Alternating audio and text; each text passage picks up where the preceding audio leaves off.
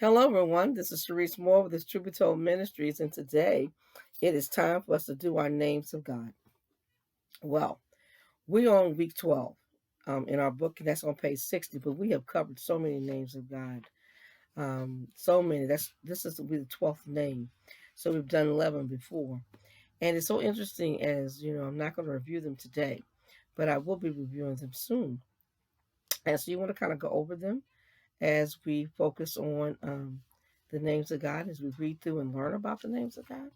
And so today we're on page 60, and we're looking at God's name, Yahweh Shalom. Yahweh Shalom. Shalom is a Hebrew word, so much richer in its range of meanings than the English word peace, which usually refers to the absence of outward conflict or to a state of inner calm. The concept of shalom includes these ideas, but goes beyond them, meaning wholeness, completeness, finished word, perfection, safety, or wellness. Shalom comes from living in harmony with God. The fruit of that harmony is harmony with others, prosperity, health, satisfaction, soundness, wholeness, and well being. When you pray to Yahweh Shalom, you are praying to the source of all peace. No wonder the Son is called the Prince of Peace. Now the key verse is Judges 6:24. So Gideon built an altar to the Lord there and called it "The Lord is Peace." So let's read the scripture today. We're reading from Judges 6 is what the reading is from.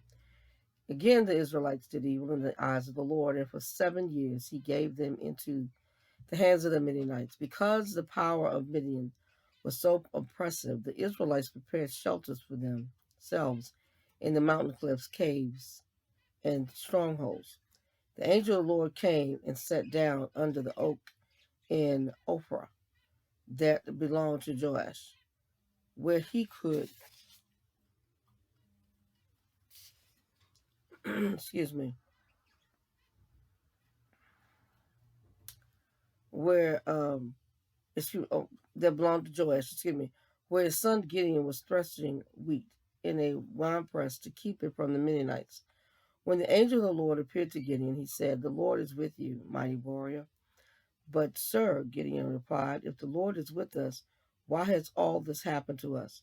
Where are all the wonders that our fathers told us about when they said, 'Did not the Lord bring us up out of Egypt?' But now the Lord has abandoned us and put us into the hand of the Midian." The Lord turned to him and said, "Go in the strength of you have, and save Israel out of Midian's hand. Am I not sending you?" But Lord, Gideon asked, "How can I save Israel? My clan is weaker in Manasseh, and I is the weakest in Manasseh, and I am the least in my family." The Lord answered, "I will be with you, and you will strike down all the Midianites together." Gideon replied, "If now I have found favor in your eyes, give me a sign that it is really you talking to me." Gideon went in, prepared a young goat, and from an ephah of flour he made bread without yeast. Putting the meat in a basket and its broth in its pot, he brought them out and offered them to him under the oak. The angel of God said to him, "Take the meat and the unleavened bread, place them on this rock, and pour out the broth." And Gideon did so. With the tip of the staff that was in his hand, the angel of the Lord touched the meat and the unleavened bread. The fire flared from the rock, consuming the meat and the bread, and the angel of the Lord disappeared. When Gideon realized that it was the angel of the Lord, he exclaimed, "Ah, sovereign Lord, I have seen the angel of the Lord face to face." But the Lord said to him, "Peace, do not be afraid. You are not going to die." So Gideon built an altar to the Lord there and called it "The Lord is Peace." Yahweh Shalom is a title rather than a name of God. Shalom is a common term for greeting or farewell in modern Israel. When you say shalom, you are not simply saying hello or have a good day. In its deepest, meaning, it expresses the hope that the person you are greeting may be well in every sense of the word, fulfilled, satisfied, prosperous, healthy, and in harmony with themselves.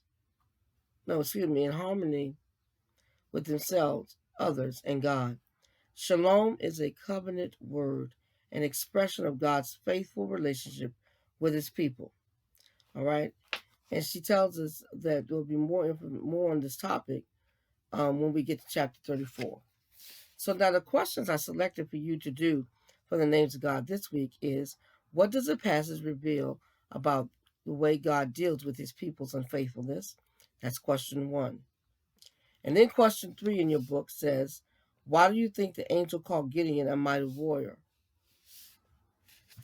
Question 4 says, why did Gideon believe he was ill-equipped to become a leader and a warrior? And question 5 says, what comes to mind when you hear the term peace? Peace. Now you can select all of the questions and do them, or you can just pick 1 or 2 and put your answers on the thread. We look forward to you sharing with us what you're learning about the names of God. And always remember that in our group, Lisa is doing Praying the Names of God. So hop over there, take a look at that, and participate there if you would like. Thank you so much for tuning into our broadcast for week 12. Lord willing, I'll be back on next week with another name of God. You all have a wonderful day. Bye, everyone.